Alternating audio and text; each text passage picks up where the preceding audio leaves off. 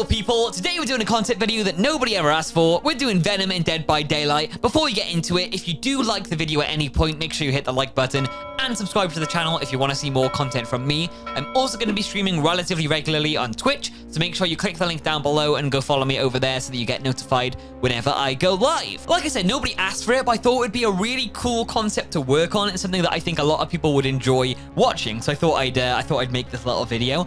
Now, a lot of you, when I announced I was doing Venom, said that Carnage would be a far better fit because he's he's bonded rather with Cletus Cassidy, so he's a serial killer, and it's a lot more brutal. It makes a lot more sense for Dead by Daylight if there was actually a serial killer symbiote kind of in the game. But I don't know, Venom's just a lot more kind of stand out to me. The brand is there. He is Venom. He's got the film. I know there's a Venom versus Carnage film coming out eventually, but for now, I think the Venom's a good one to start with. So here he is. He looks pretty damn sexy. We've got this little animation going on, which is pretty sweet. Look, I'm just going to do a killer video in this particular video. You could do like Eddie Brock as Survivor, because the way I've gone about it is I've done it that he's not bonded with Eddie Brock. He's bonded with somebody that the entity's chosen. So the symbiote Venom has bonded with somebody that the entity chose, some sort of serial killer sort of thing, and I've made it so that the killer is a lot more kind of strong-willed than Venom's used to, so he kind of takes over the powers of Venom and is more in control than Venom is, because that's kind of the only way I could get it to work, so that Venom doesn't have the conscience or anything that he's built up by bonding with Eddie Brock. It's super nerdy and Marvel stuff I'm kind of spatting out right now, but it's kind of the logic I thought about and how to justify it being in my concept. Now then, let's talk about the cosmetics like we always do. I haven't put any on the screen because I didn't want to, to be honest, I didn't want to just put different recolors, because that's pretty much what it would look like, and they'd look a bit weird because they'd be obviously cartoony, because I don't think anybody's made any 3D versions of the cosmetics I'm going to talk about.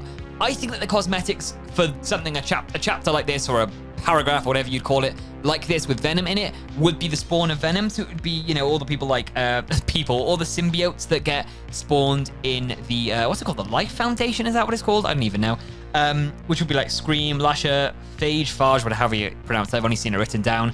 Agony and Riot. So those kind of 5 would be kind of standout skins, maybe, you know, sets, legendary skin sets. So you'd have a different one and it would change who the character is rather than just being a recolor. I mean, essentially it would be a recolor, but you'd have to, you know, you'd put some extra textures and stuff on it. It would look cool anyway. It would look cool. There's going to be a picture on the screen of what they look like. So just look at that and imagine that in the game. It's fine. It's fine. It's easy. The only other kind of cosmetics I thought about was maybe Carnage as a cosmetic rather than as a killer itself. Potentially. I mean, if you got Venom, then you have Carnage as a legendary skin. It would be pretty sweet. And then maybe She-Venom as well, so you've got the male and female choice. You can be whoever you want to be. I think that would be quite a cool idea as well. But other than that, I think if you have any other ideas for cosmetics, let me know, but I couldn't think of anything else. So comment down below if you have any ideas for cosmetics. I noticed when I was making this video that in pretty much all of the concepts I've made, the weapon is their hand, like a sharp claw or something. So I was like, I need to spice it up a bit with Venom. So I figured that because he's got that shape-shifting ability, maybe his arm could be like into a spike or like a scythe. You can kind of see that as you're walking around. That would be pretty sweet. Or kind of like the spirit, as you hit, the animation changes and it turns into the form that you want it to change. Well, or that we say that it changes into. I think personally a scythe would look pretty cool, like a nice little slashing kind of thing. But a spike would be cool as well. Whatever. Maybe you could do different ones for different cosmetics. I don't really know. Again, let me know down below. The entire point of this video, any point you think you've got an idea, let me know down below. As long as it's not, you know, in quotation marks, improving my idea. Give your own original ideas. I want to read them. Get in my brain. I want to see them in my eyes. I love it. So for the map, I kind of had 2 main ideas that I think would be pretty good for Venom. So the first one is inspired by the fact that Eddie Brock, probably the most famous host of Venom, he grew up in San Francisco. So I was like, where are some landmarks in San Francisco where you could put a Dead by Daylight map? So the Golden Gate Bridge was my initial thought, and I was like, actually, how the hell could you have a Dead by Daylight map on a bridge? You just couldn't. So my second thought was Alcatraz, and actually that makes a lot of sense. There's not any prison maps in Dead by Daylight at the moment, so that would be fucking awesome to have a prison map. I think it fits with the game pretty well, and you've obviously got different cells you could go into for like totem spots and things like that. I think it would be pretty awesome. I would actually, regardless of this chapter, I would like to see a prison map in Dead by Daylight. Maybe, thinking about it, that could be a likely original killer. Maybe a prisoner or a warden or something like that. Oh, the warden would be a sick name. Well, I digress. I'm talking about random shit now, but actually a prison map would be pretty damn sweet for this chapter or anything else. The other idea I had was New York. That's where Eddie Brock goes to become a reporter and where he meets Spider-Man and all that sort of stuff. So maybe Central Park in New York would be a pretty cool location. It's outdoors. It's got lots of iconic locations, so you can kind of hint that it's in the location. And people would recognize it if they'd been to Central Park. I thought that would be a pretty cool idea. It's quite spooky and creepy in the dark as well, so that would be awesome. But my third idea was the Life Foundation, which is kind of, if you watch the film, then it's kind of where all the experiments are being done and where all the symbiotes are held and stuff. And maybe a bit too similar to Hawkins, like 2 laboratory maps, but I don't know, maybe it would work, maybe it wouldn't work, but that was my third idea. And personally, my favorite idea is Alcatraz, now that I've thought about it a lot more while speaking to you guys. I think Alcatraz would be a sick fucking location for Dead by Daylight. So yeah, next I'm going to talk about the Mori, and there's 2 ideas that I had. One's a bit more obvious, which is kind of using the kind of brutality of Venom. So the first one is he bites off their arm and then impales them with the spike or scythe. Pretty boring, pretty basic, but then a lot of people like using the weapon and the kind of brutality of like the teeth and stuff like that when they're talking about Moris, from what I've seen comments about anyway. My second idea, though, is a bit different. It's kind of from, like, it was inspired by a scene from the Venom film from 2018, where the symbiote kind of it leaves the Venom host that I've kind of created, if that makes sense. Then it attaches to the survivor, and then leaks out, and then it goes back onto the host. So basically, it kills the new host and then goes back to the original host. It's hard to explain. I'll show you this clip from the film. It explains it a lot better than me.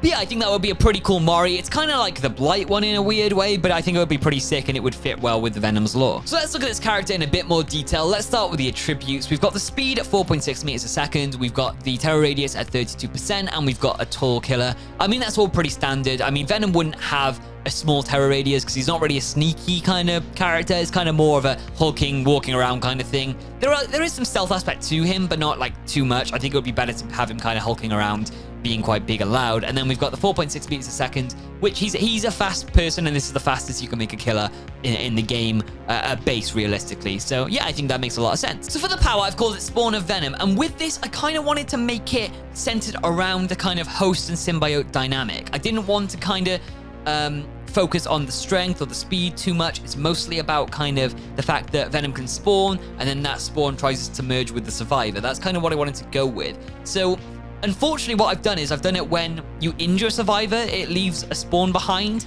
and then you have to either remove the spawn or suffer some negative consequences. I thought, I mean, you could do it as a power as well, but I just don't think I had enough buttons.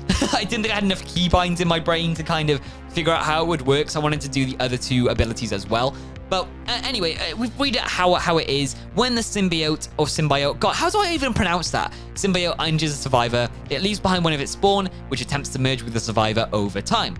Other survivors must remove the spawn before the timer expires, or it will be rejected by the host, causing them to scream and reveal their location, suffer the broken effect for duration, and be stunned for a few moments while the spawn removes itself from their body. I know people don't generally like spawns, sorry, not spawns. People don't generally like killer being able to stun survivors, but I thought, you've got this fucking thing like permeating out of your pores. Like, it's gonna fucking stun you for a few seconds. I thought it would be quite a cool thing to witness as a other survivor as well, or as a survivor yourself. This thing just kind of peeling itself out of you for a few only a couple of seconds, you know, nothing major. I thought that would be pretty sweet.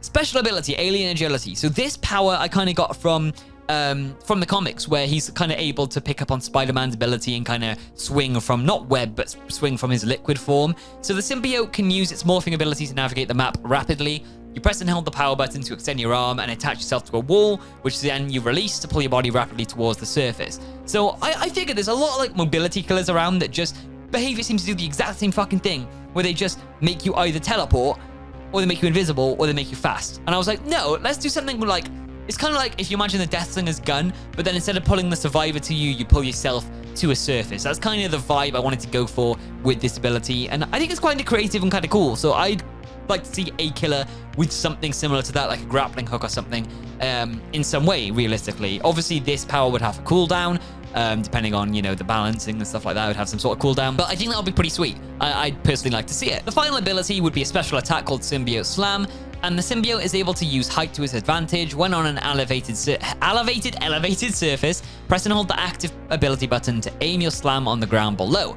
When the button is released, the symbiote will leap to the targeted location, damaging survivors within range. The symbiote is stunned for a few moments upon landing. So kind of an area of effect attack from an elevated surface. So quite, what's the word I was thinking of? It's kind of like a specialized, it's not something that you could, situational, that's the word I'm looking for. It's quite situational. You wouldn't be able to use it on every map, and you'd probably want to take a map offering to ensure you can use it, and then the survivors can counter that map offering with the sacrificial ward. All that stuff comes into play, but I thought it'd be quite nice to have a situational power in there as well. So next, let's move on to the teachable perks. The first perk is called Hunger Strikes.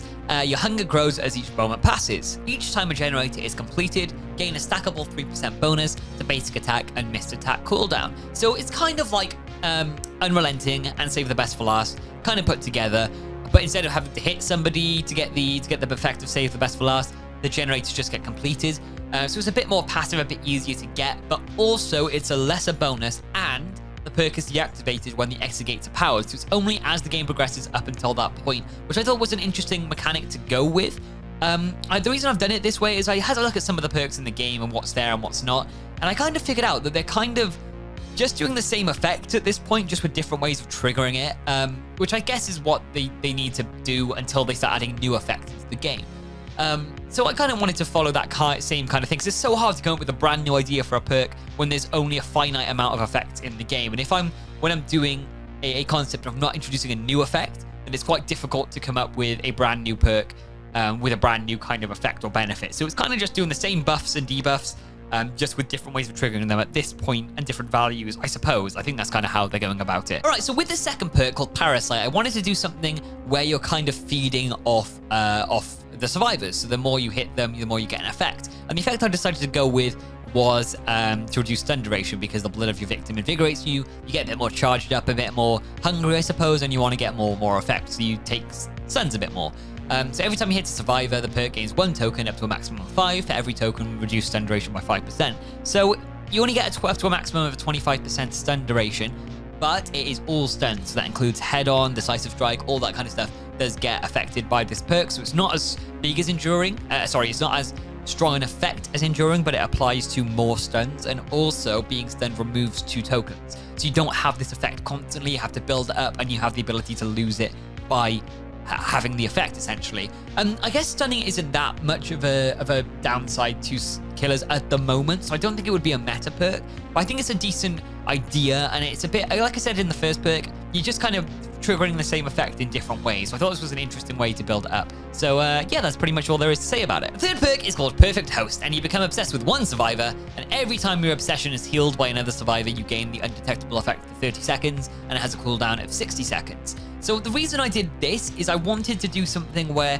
if you imagine you have your set site, you're the symbiote, you have your sights set on one survivor as a good host for you. So basically you would gain a positive effect if that host was healed or had some kind of buff to them. So I was trying to think of multiple things to do, and this was the one that made the most sense to me and was kind of cool.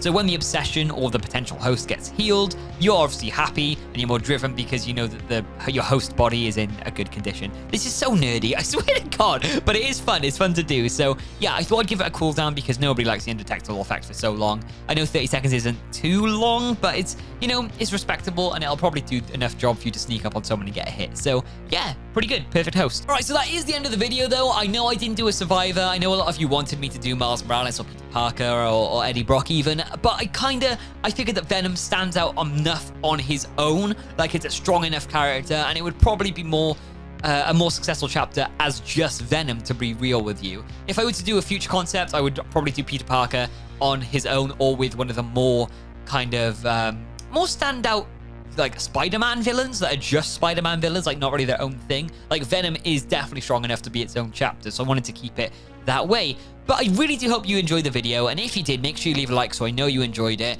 and subscribe to the channel if you aren't already so you get notified of my videos. And as I said at the start, if you want to follow me on Twitch, the link's down below, and I'll be live and you can get notified when I am live streaming, and that'll be a lot of fun to chill with you guys. But yeah, like I said, I really do hope you enjoyed, and I will see you in the next video. Goodbye.